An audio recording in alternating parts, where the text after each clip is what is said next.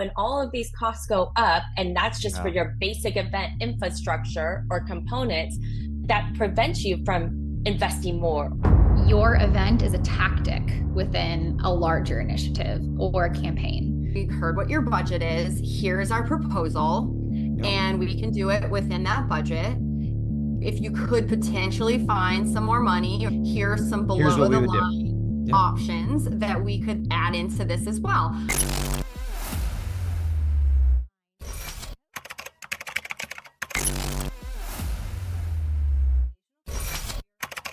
Companies are trying to make up for the loss from pandemic, and they're charging exorbitant numbers now for things that doesn't make sense, even with the cost of with the rise of inflation and how that's impacting costs.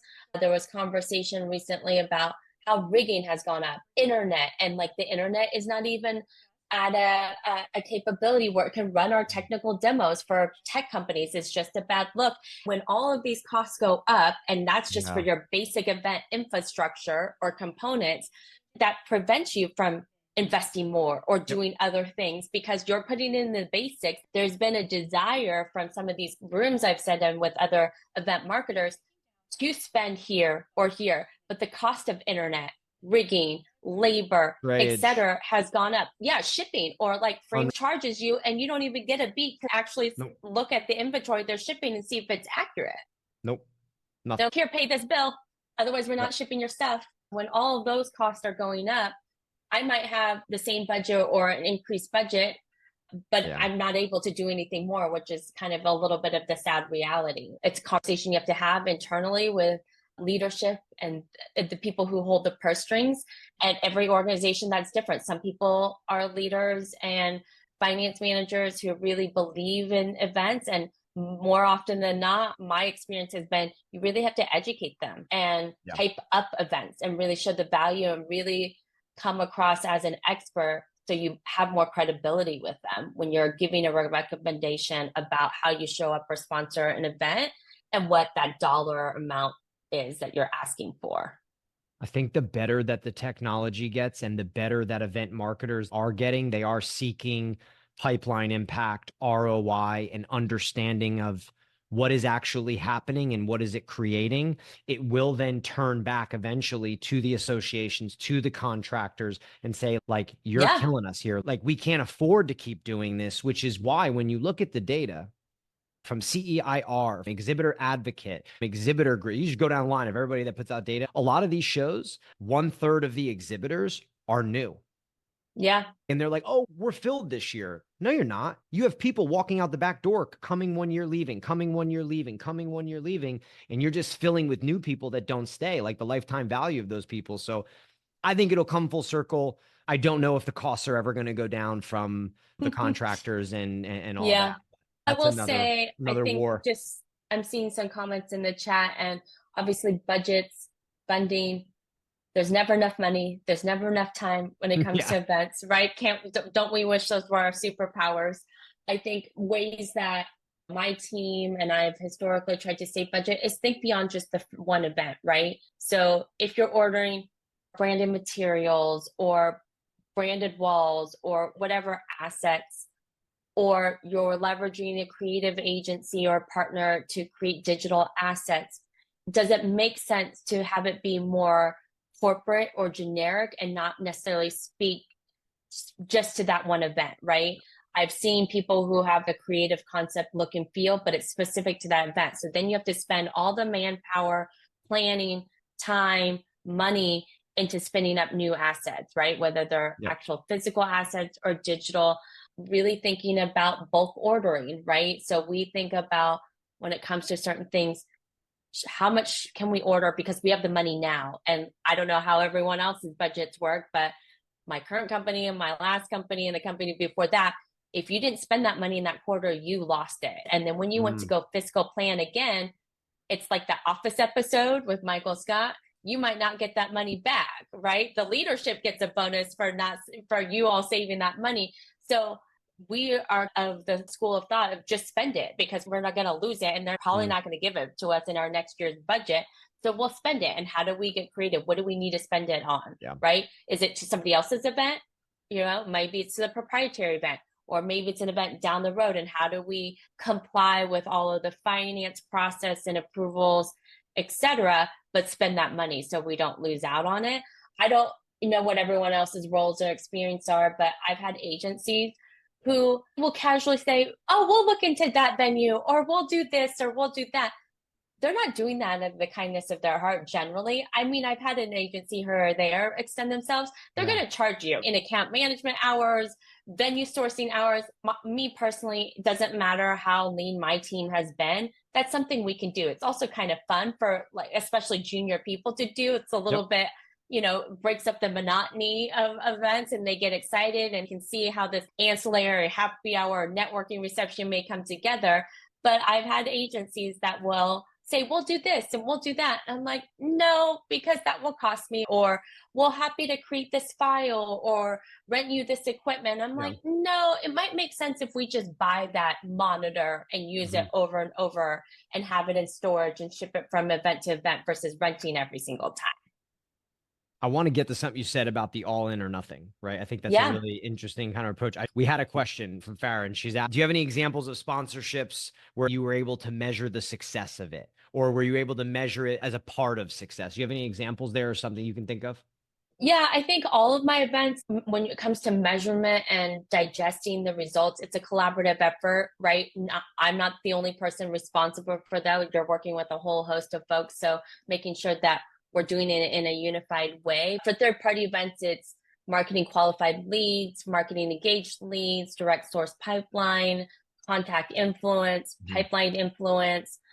We'll try to collect as much information, both from systems, but anecdotally on pipeline acceleration as well. So those are a few of the benchmarks. And then it's volume of completed meetings and round numbers around boost scans or top of the funnel scans. But when it comes to lead scans, I am in the habit of being very granular with them. If we're at a third party event and we're doing theater presentation after theater presentation over a 3-day conference, and that ends up being 30 to 40 sessions that are 10 to 15 minutes each, I want to know exactly what solution that's connected to. We have a way of scanning that's manual, but it's organized and is able to filter out the raw data reports so that we can be specific and that we can provide that granular detail to our leadership should they ask for it. But then also those go-to-market teams want it. Yeah. I love that, because I think that's also, I talk a ton about like post-show and the personalization of the information that's going to sales to get them to follow up the right way. I think that's an awesome example there. So let's go into this all in or nothing mentality. Like, where does that come from? Give me a bit of an overview of your thoughts on that and what you mean by that. When it comes to sponsorships? No, from the event side of things, right? Like when you're going to an event, of whether you're all in or nothing type. Oh, yeah.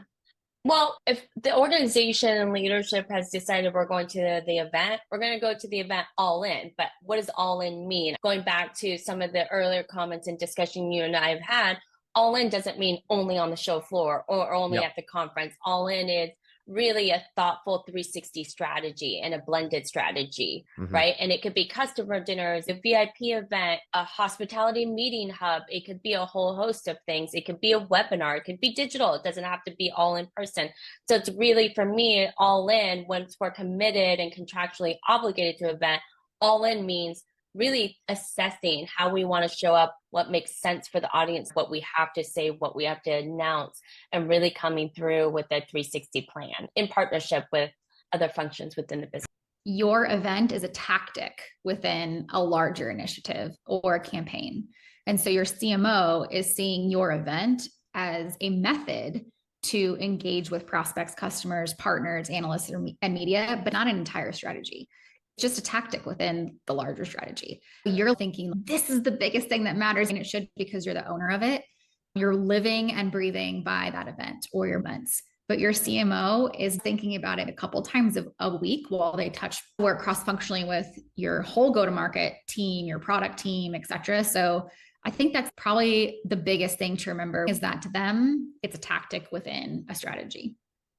What about CMO down? What about events? I feel like events oftentimes can be misunderstood to a degree. Where do you think the CMO and the executives miss on the event department? Ooh, that's a good question. Like what they don't understand about them or underutilize or, whatever it may be. The further they get up, probably the further away they could be from trends. And I think that's where hiring of a diverse team will allow you to always kind of have your finger on the pulse. It's not the CMO's job to understand what are the hottest activations within a booth right now. They may or may not have an opinion. If I were a CMO, I wouldn't, but I would absolutely really look to someone to tell me the trends and what we should be doing. Come to me and say, I think you might be missing something. This is what I've seen work. This company should consider investing in. A few things. So CMOs are revenue driven now is a pretty large shift.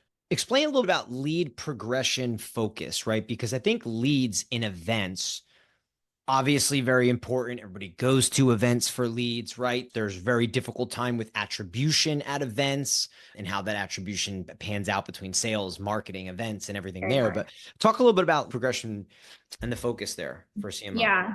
Amen to what you said about events. It's absolutely difficult. And I know it always will be, because your event is your human experience. Digital experiences, I've clicked on an ad, led to a landing page, downloaded an asset, but I'm a little more passive. If I sign up and go to an event, I'm there for the human experience. And so I think that part of attribution does get a little fuzzy. But when I say follow the lead and the lead progression, it's really understanding how are people getting into your funnel?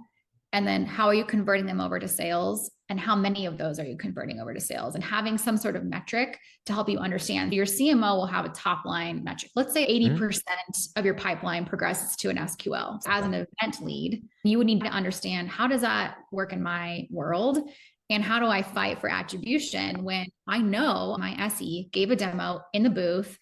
That person never even heard of us before that interaction. I mean, that trade show was critical. Now they're taking a demo with their teams and it's an open opportunity. I mean, that is event attribution. Most of the time, your leads and events will be more passive. So you're looking more at influence dollars over actual lead progression. But when you do know, follow it like your life depends on it. Yeah. It's interesting hearing these things from you. A lot of conversations we have when we're talking with event marketers, one that constantly goes into is stakeholder alignment. Obviously, stakeholders, when it comes to event people and the event program, is always a CMO. Understanding that CMOs are revenue driven, understanding that they are focused on lead progression, right? They set top line goals, and then understanding that they view events as tactics in a larger initiative. One of the biggest pieces of advice for event marketers is to go to these stakeholders and say, what do you want? What is important, right? So as an event marketer, it's really not about you and what you want. It is about what does the business need to fill initiatives. And then you are taking your event or a series of events, which is a tactic, and trying to contribute. That seems a real easy way to connect with a CMO and drive those events as a strategy. That's right. When you're younger, in your first event marketing role, event associate role, you'll make the mistake of, oh, I need a campaign for my event. But your event should be part of an existing campaign your demand gen team has already put forward. They've worked cross-functionally with C-levels to solidify those campaigns.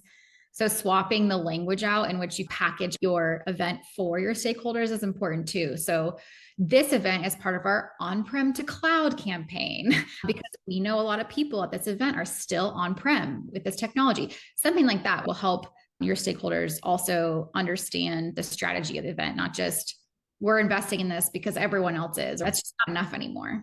I taught a class at Exhibitor Live. We talked about identifying your company's point of view and utilizing that with events. And I think as I was teaching the class, one of the main things that I started to hammer home with everybody was you don't need to create this point of view. You need to go gain it's already there, right? So whether it's narrative, whether it's initiative, whether it's campaign, whether it's, a point of view, you need to go, like, you as the event marketer. Yeah, it's great if you understand how it comes together, but you're not creating it. You are going to get it and then executing it.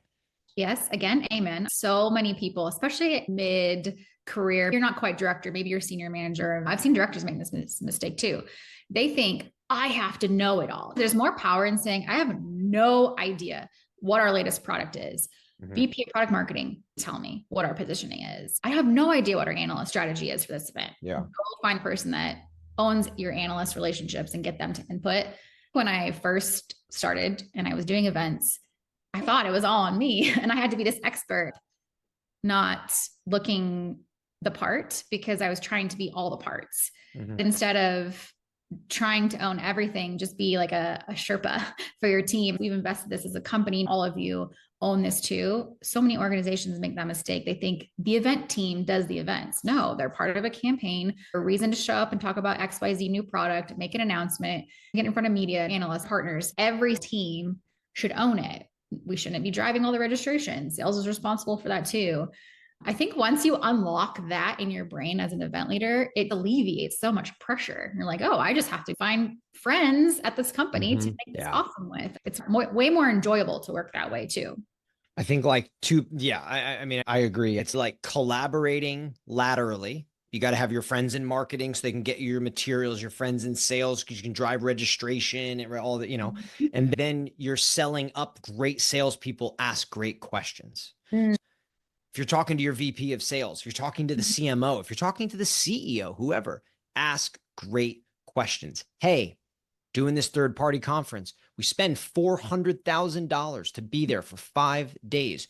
What is your biggest expectation? What do you want out of this? What's important? Honestly, that should really be driving your strategy. How can you connect the dots from CMO to CEO to VP of sales? That's excellent advice. When you're younger, you're afraid to ask questions because you think that you're supposed to show up and know all these answers. But how would you know what your SVP of sales expectations are for your prospect split? I mean, you don't know. You can't make it up. Having the conversation be more collaborative is probably advice. Another almost pressure alleviation. One of the most important things you can do is be upfront and transparent with your vendor supplier relationships and make sure they understand your business objectives and what strategy is, right? Because that changes, not always like every single year. You've got your long-term roadmap as well. But if they're not in touch with what you're really trying to achieve, you're not really giving an opportunity for them to deliver on those specific needs. And so they're just kind of shooting in the dark. If they have a stronger understanding of what your business strategy is, what your objectives are, what outcomes you're expected to deliver on, then that's when you really start to see that cohesion and leverage one another. And that can spill into the volume, right? I mean, I'm not saying put all your eggs in one basket and have one sole vendor for everything, because I do also strongly believe in like best in breed and being able to, utilize vendors where they excel. But again, I think there's a lot of crossover that can happen. Different types of support that they can provide really goes back to making sure that you're transparent about what those business objectives and strategies are, so that you can work together to identify how can they most effectively support you. Because you may be thinking, I need support in this area, but if they're clear on your long-term goals and you have nurtured these healthy relationships, they will be willing to come back and say, I hear this is your existing challenge, but if we approach it in this alternate way, we might be able to not only save you money, but we may be able to get to the end goal faster. I love that you said that. And it kind of has me like my wheels turning on this, which is like, at the end of the day, it comes down to what are the goals? What are the objectives? What are you trying to accomplish? When you can relay those things, it becomes your foundation versus just buying from somebody, right? Because now it's like, oh, we got to lower the price. I talk with my team all the time and I'm go, well, you're not having the right conversation. Exactly. The right conversation is, hey, I understand you need to cut this by 10 grand, right? So no problem. Let's work together to do that. But from your side, where's that pressure coming from? Why is it coming from? Like, is there a goal that we're missing? It's like trying to get aligned and then constantly pushing towards, I don't want to call it a North Star, but it kind of is. It's like, what are we really doing here? And I think it's easier said than done to create that partnership, but you have to find a way to try and do it. Absolutely. And the key really is asking why. Sometimes we get heads down in focusing on delivering on the objectives or whatever it is that we've committed to, that we forget to slow down and simply ask why. Why are, we may have a leadership team saying we need to be here. Why? What is the intent? And then we can redesign our approach based on solving for that why. And then it translates to making sure that we're communicating that out to our partners, because it's like the game of telephone, right? By the time things land at the end, it's jargon and it's not clear. One of the ways I have found success in making sure those lines stay clear is making sure that you have that great open communication and you're having recurring meetings and you're consistently staying in touch with these relationships, so that you're not simply just having a conversation on an annual basis when you're doing a new scope of work. It really needs to be an ongoing conversation, because things do change. And that can be very rapid. If there's a shift in focus and that's not being translated out to the partners you're working with, then how are we setting them up for success to support us? Yeah, I literally just had this conversation the other day with one of my AEs. We're having a struggle with one of our clients that basically came to us and we're like, hey, we want to do our own freight for our booth. And we're like, here's all the issues. Here's the liability. Here's what you're taking on. Here's what's going to happen however long down the line. We're going to get into this discussion because you're going to ship it. It's going to get lost. You're going to come to us. It'll come back damaged. We listed this whole thing out. And then they're like, no, we want to pay for freight. And I'm like, you're having the wrong conversation. What is driving them wanting to do their own freight? Nobody wants to do their own freight. No one wants to do freight, period. So where is that conversation? Just trying to reroute the conversation. What are we really talking about here? And then how can we serve you better? How can we help? But we got to know what we're talking about. Do you have an idea or a method? Maybe you have a young event marketer listening right now, right? They typically try to keep their cards close to their chest, right? Because they don't want to give away price. They don't have that trust just yet. Any advice you would give to someone like that as they go into negotiations with a DMC, an exhibit house, a technology partner, an agency, right? Like how to work that way so that they can have the right conversation versus the wrong one? Yeah, right or wrong, all I know is what has been extremely successful to me and in my career has been to be as transparent as you can be, right? You can't always lay it all out there, but being very transparent with where budgets are. And that needs to be established at the beginning of the relationship. And you can't just say it, you have to deliver on it, right? Everybody seems to still do this. We say one budget, we keep a cushion in our back pocket because we anticipate there might be an increase. I lay it right out. I typically say, look, this is an all ins. This is a do not exceed situation. You should hold them accountable to that. And again, it's all about the whys, right? Because if they understand, like, this is the budget, this is what we're trying to achieve, then it's a little bit easier when you're like, okay, I don't want to show all my cards. But I think that we are in a day and age where I find that there is often more benefit in being a little more vulnerable by leading with transparency and by really trying to focus on what's going to be the best case scenario. I end up experiencing that my vendors will come back to me and be honest, we're not as confident in this particular thing. We would recommend approaching it in this way to ensure success, rather than creating a relationship where your vendors are afraid to ever say no. Yeah. Again, it's going back into that expertise. If I knew everything about some of these areas, then I would be doing that job, but I'm not. So I have to give some trust. That's another thing that at the beginning of a new relationship, and then throughout those recurring meetings, I consistently remind my partners, I want you to tell me when you think I'm wrong. I want you to bring suggestions. I don't want this to be a one-way conversation. Until you can have those real two-way conversations and develop that level of comfort, you're never really going to get to a place where there's actual trust and more progressive conversations that can get you to where you need to go. I think that's great advice for someone that's starting out doing this and managing a large budget and having to go to vendors. Just using words like vulnerable, transparent. I can tell you as the person for 13 years that has been the vendor, supplier, partner, whatever you want to call us, that typically when you are vulnerable, when you are transparent, the person on the other end will want to help you. It gravitates them to being like, let me not fumble the bag. Let me go help this person. Let me do the best that I can for them, right? So it's difficult, but it's like you got to give to get a little.